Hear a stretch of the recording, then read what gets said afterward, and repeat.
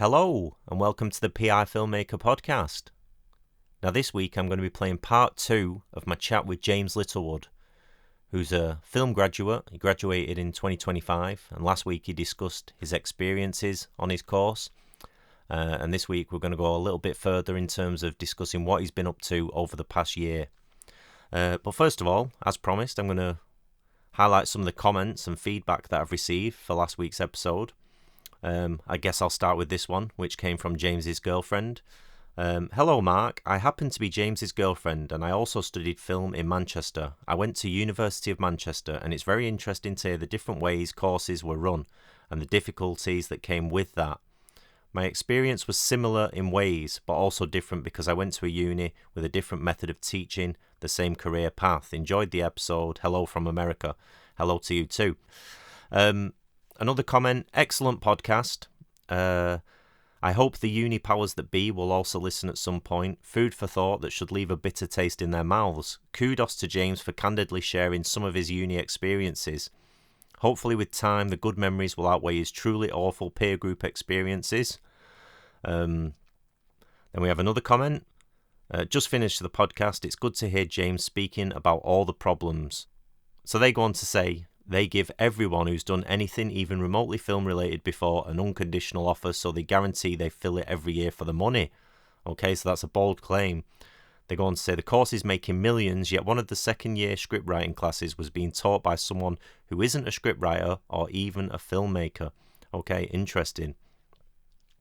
And then another comment, interesting podcast this week. What I'd take from this is, instead of spending near to 30k for a film course limited by the lowest common denominator of student, invest in some kit, go and make some short films, invest in yourself as a filmmaker, find your style, improve your skills, work with people already doing it. A course seems pretty pointless. Okay, interesting points. And they said, being anonymous wouldn't normally bother me, but given the vitriol of students, it's probably for the best. Yeah. And then who else do we have? Okay, another comment. I listened to the latest podcast. I'm quite behind on the others. That's absolutely fine. But it was so dystopian hearing the group chat name with you and Jammy. So Jammy's James Littlewood. That's his Instagram handle. And they go on to say, I still stand by they, and they, when they say they mean the students who were involved in the review bombing. I still stand by they didn't have anything else lined up. They knew they were going home with no interest in film production anymore, so didn't care what happened. I remember seeing James's messages in the group chat discussed last week and agreeing, but also in the same boat as others who didn't feel comfortable standing up against an angry mob. I mean, gets into all sorts of areas around what's actually going on with the culture on some of these courses that are teaching film. Another comment. Enjoyed the podcast this week, and although I agreed with a lot said, I found myself disagreeing with a lot of things also. Their view of uni seemed to be, what can uni give to me? Whereas I think the best way to engage with higher education is, how can I get the most out of this? But I know part 2 is coming, so I'm interested to hear more. But they definitely did a facepalm when they admitted they skipped the Sean Baker interview for no real reason. Interesting. Pardon me. Choking on my words. And then they went on to say, I'm definitely a strong critic of university, but it's also a nuanced topic, and I'm grateful for the resources, lecturers and people I met. Some people want to be handed a degree in one hand and a job offer in the other at the end of the 3 years, and that's not how it works, sadly. Okay, so we've got a range of comments there. Thanks to everyone who reached out with their views. Great to hear what people are thinking. And I'm now going to play part 2 of my chat with James. Enjoy. I guess, so there's a bit of a come down, isn't there, from... And I think sometimes this bubble that you've spoken about, students are operating as filmmakers for 3 full years. When did the reality kick in that actually, I'm starting from scratch now, on my own? As soon as I got home, I think the day after. So I came home, hot summer day. Mm-hmm. Obviously, I had a drink with my family. Hey, how's it going? How's it going? They weren't expecting me to come home, by the way. Right. Wow. They thought I was done. So there's this perception of, I'm not slandering my parents, but they expected that I was going to make something of myself over there. And plus, I had this pressure because I was the first in my family to go to university. So when I came home, it was kind of like they had to get used to that. And they're just like, oh, what you doing? What you doing? And obviously, I was in this awful rut for months. So I was just like, I don't know what to do now. What am I doing? And obviously, I'm looking at social media and I see some people winning the frigging Royal Television Award. How's that going to make me feel? Yeah. Jealousy. The green-eyed monster took over. So what I ended up doing was I need to go off for a bit. And then I've recently gone into therapy. I've been going therapy for about 4 months now. Mm-hmm. So, yeah, it's been tough, Mark. And has I'm not that gonna lie to you. specifically been due to the come down? Or is Yeah. Well, it's the come down and it's my expectation of where I was going to be at 22 years old. That's what it was. Okay. I thought... Okay, when you say expectation, was that in your mind, or do you feel like university presented an idea of where you would be at this point? Both. Yeah. Me, because when I have this toxic mindset of like, when I was 16 years old, I was always like, when I am 20, I'm going to be this. When I'm 21, when I'm 30, I'm going to be this. And then when I don't do that, I feel so crap about myself, Mark. It's crazy. So, I am a graduate filmmaker, but I feel like at the time I'm not being the filmmaker I want to be because I've not made anything. This is why I think I'm coming on this podcast. It's to tell people that, I think a lot of people feel like that, and I hope from what I'm saying, a lot of people can relate to that and just be like, yeah, my life has been really shit since I've left. It's been really bad because I'm going to have to do this dead-end job and I'm not doing what I want to do. And it's in an industry which is gatekept.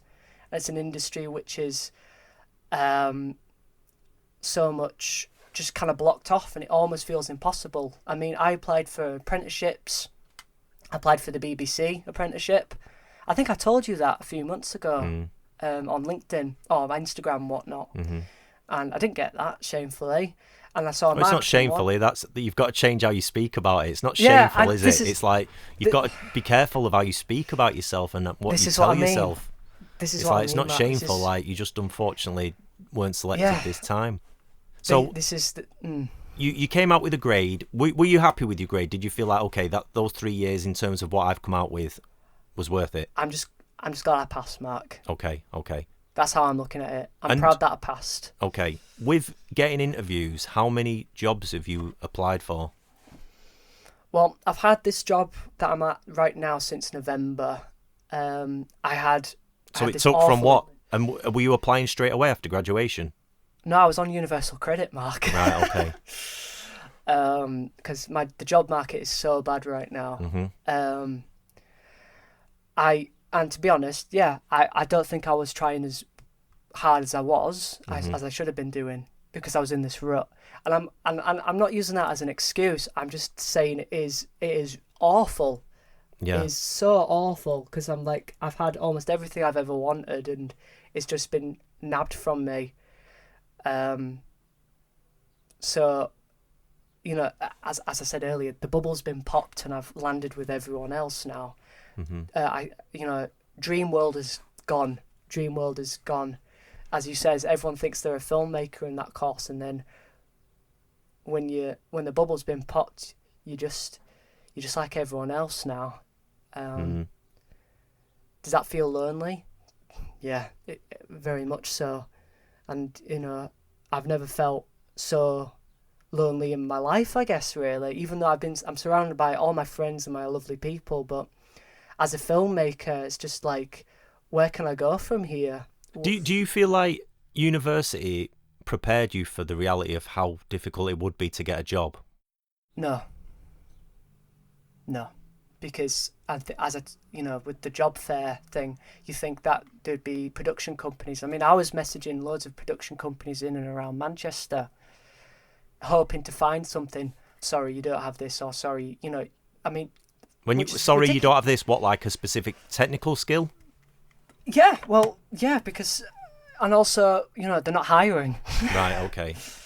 So what technical skills are currently missing from your CV that they were that people are saying, okay, it would be helpful for you to know this, for instance? To actually have a previous experience in the job market like that. Right. So that's why I did volunteering for a little bit. I think I mentioned to you I was working at this place called Kirklees Local Television for a bit, but it was only a voluntary role, and I quit that in February because it was voluntary. Yeah, yeah. I want to be paid, and I mean, I was doing 15 hours for that, and unpaid 15 hours, and I was getting tired, and obviously, I thought, I'm going to put in the work, and then what really got on my nerves was they told me in the future that they're going to put in AI editors. Wow.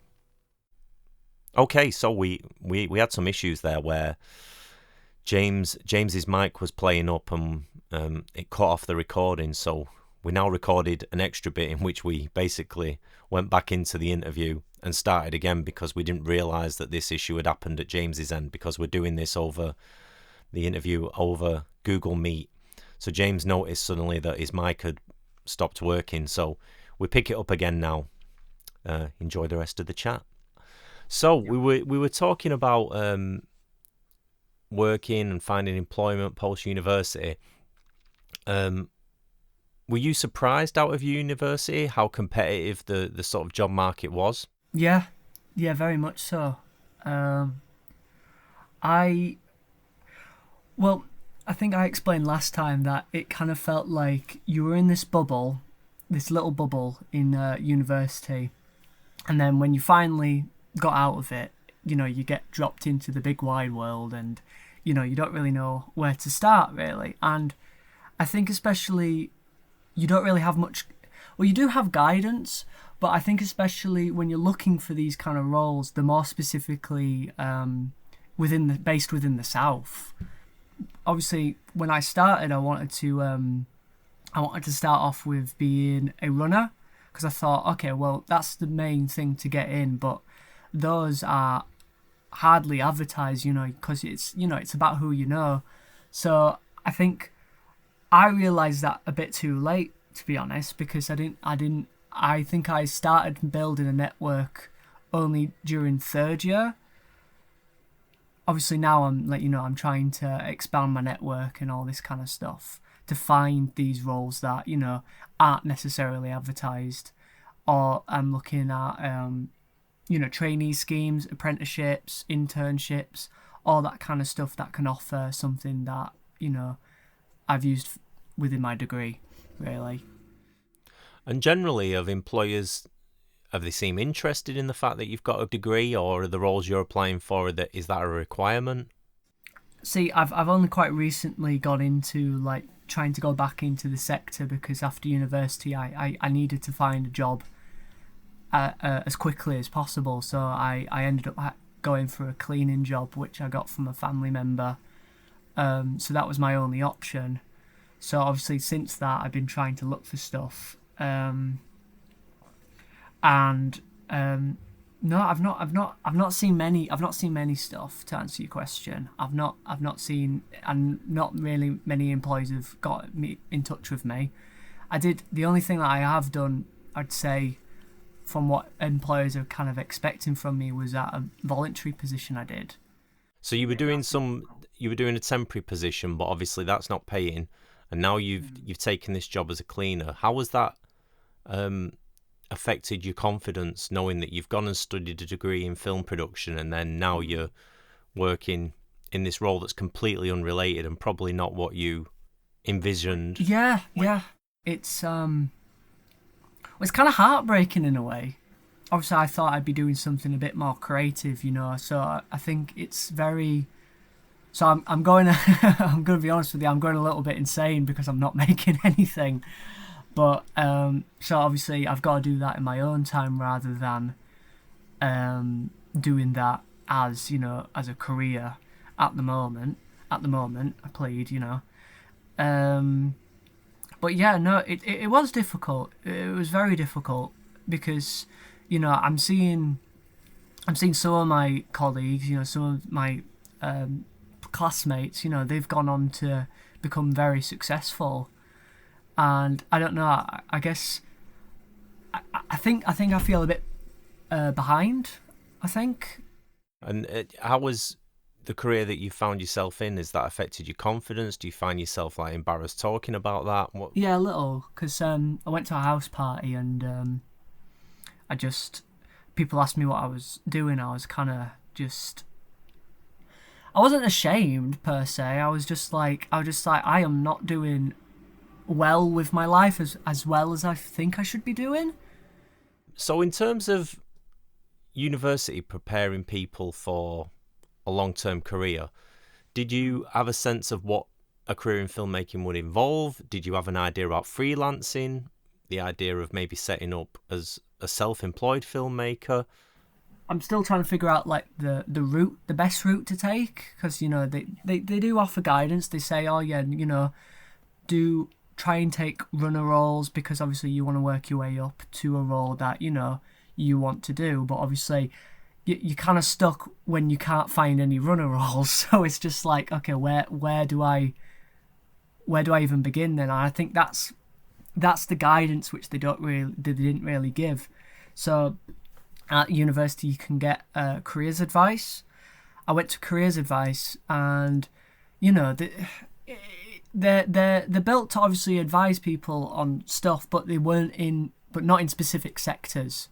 So I went to a woman, and you know she helped me out best she could, but you know I believe I was asking too much from her, because I'm just like, oh, some runner jobs, but you know she's showing me sites that I've already been taught of where to look, and it's just like, well, why have I come here if you're just telling me the same thing? I think there should be more of definitely more guidance, but like more specific to kind of what subject you're doing, and I think that's what I struggled with, you know.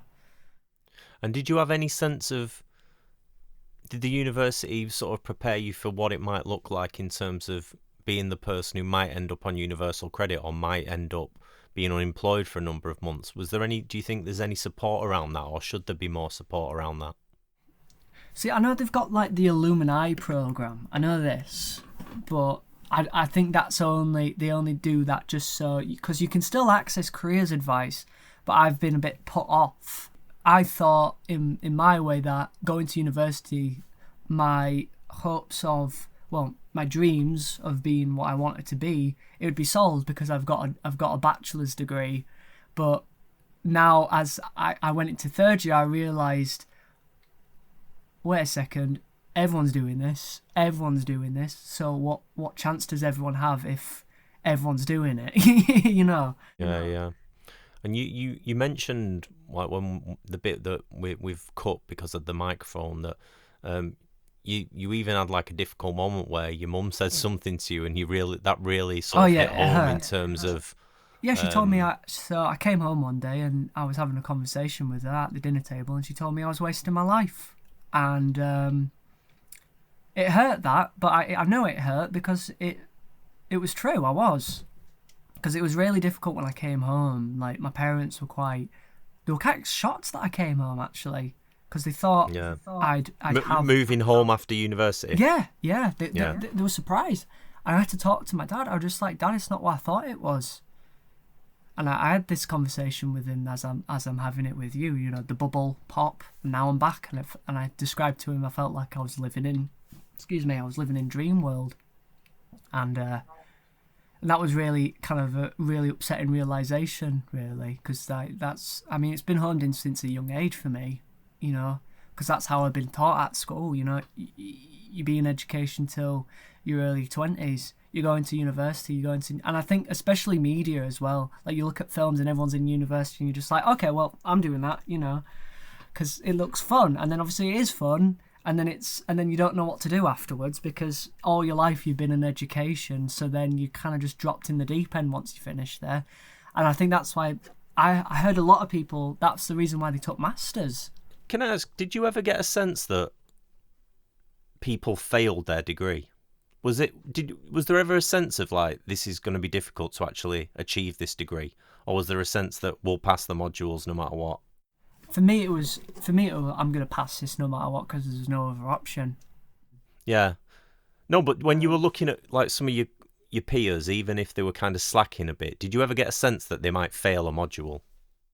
Yeah, that's an interesting question actually, because some of these people that I think they didn't put enough work in, they still passed, which Okay. I guess it's really interesting, isn't it?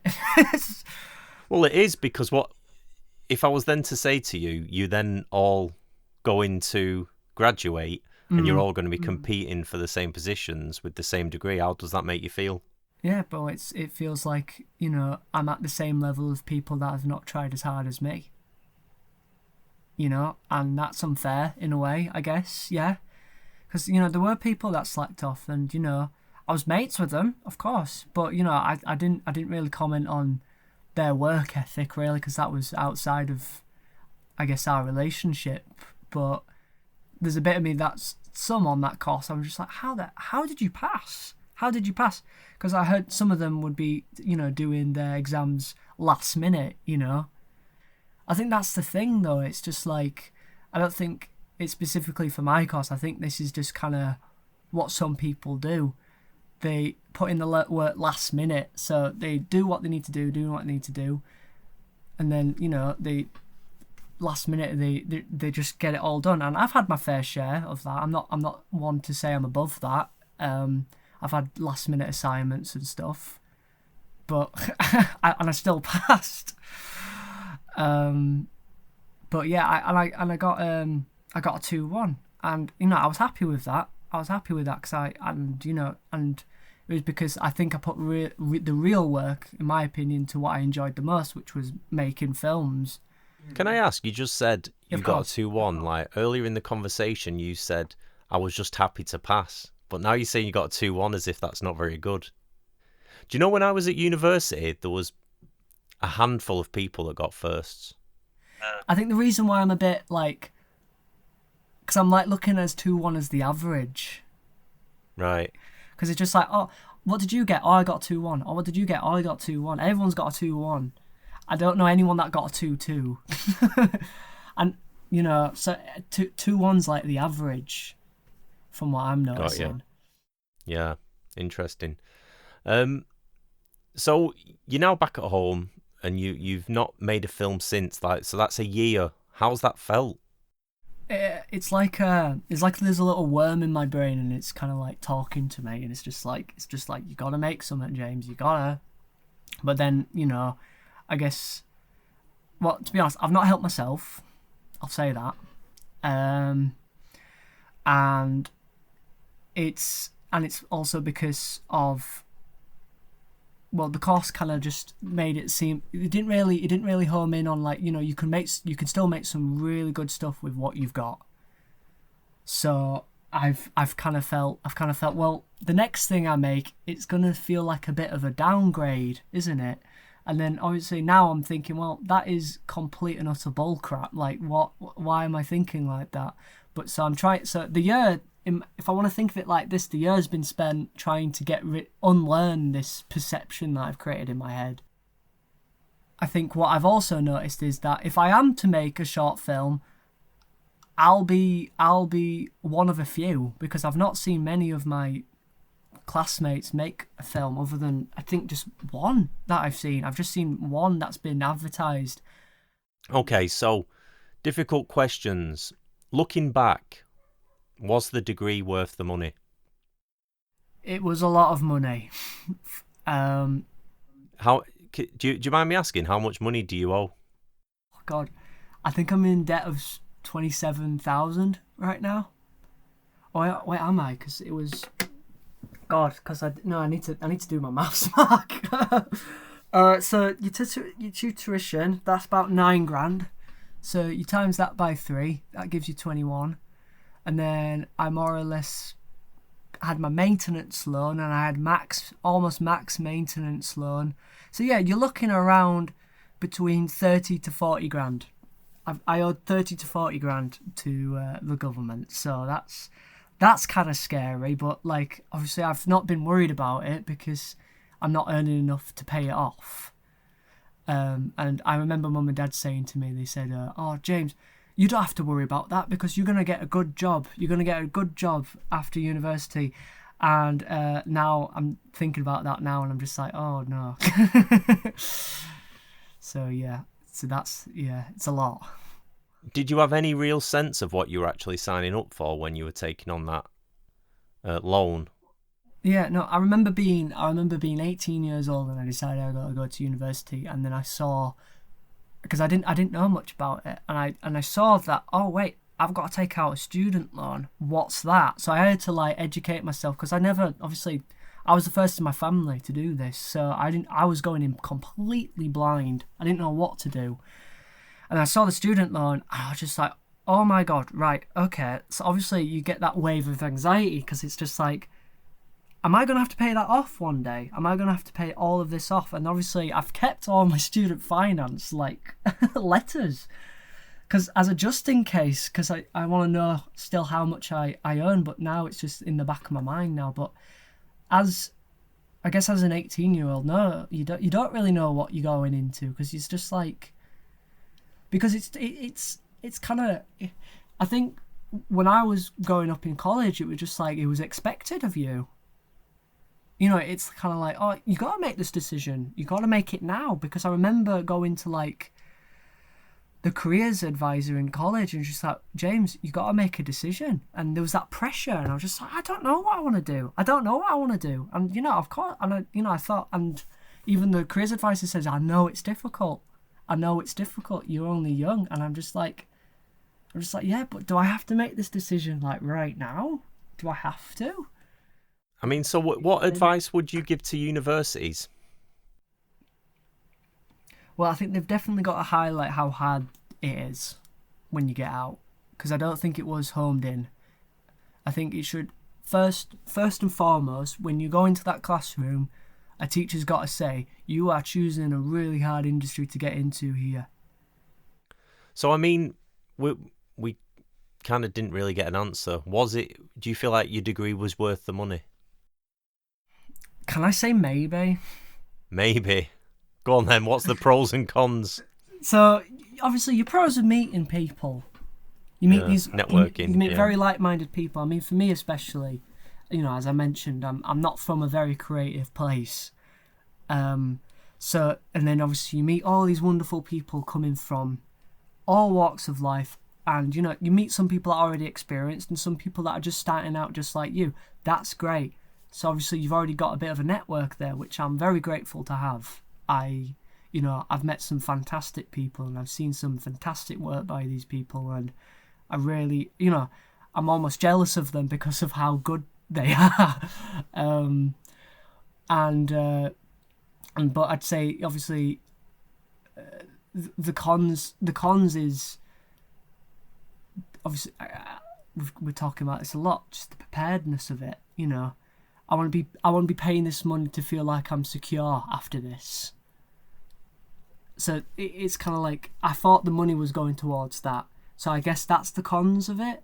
So that's why I'm kind of saying 50-50. Because like, if I was to pay, I don't know, I'd be willing to pay like what, 10 grand or something for that. I would, because I'm getting access to this equipment. But being almost 30 grand a day, I think that's a bit too much. I do think so. Yeah. So, best advice you received while studying filmmaking or in filmmaking more generally? It's not what you know, it's who you know. Wow, okay. And biggest regret across your 3 years of studying? Biggest regret. Well, I think I already said this. I think I said this previously. It's not going to your Sean Baker call. Oh, wow, okay. It was. I really regret that, because when I told you that, I felt shame. I felt utter shame. I was just like, and I saw Honora, and after I saw Honora, I was just like, fucking hell, I should have. Yeah, well, you weren't the only one. So, one thing university should change tomorrow. So, to make life better for students, what's the one thing all universities should change tomorrow? Make connections with local businesses, industries, whatnot, to try and help them and guide them to either have work experience, placements, something like that. And that's what annoyed me, because the course was advertised as that. You can go and work with people you have second year to do that, and it never happened. So I don't know where that went. So I'd say really advertise as well what the course is about, instead of fooling people, trying to gain more statistics, really. Right. What's the one thing students should stop doing? Don't think you're privileged because you're at university. Everyone's doing it now. Okay. So, if an 18-year-old James time travelled to you tomorrow and said, I'm thinking of spending 3 years studying film, what would you tell them? What would I tell 18-year-old me? I'll tell him he will have fun. I'll tell him that. I'll tell him he'll have a good time. He'll make some really good friends and some really good teachers as well. But I'll tell him that it isn't the answer to, it isn't your getaway, because I'll tell him you do end up coming back home. It's not what you expect. That's what I'll tell him. Okay. Excellent, James. That's everything. Thank you so much for your time. Thank you so much, Mark. Really enjoyed this. Thank you. Okay. That's it for this week. Thanks for listening. Hopefully that was of interest. Please do reach out if you have any thoughts or comments on today's episode, and I'll see you again next week.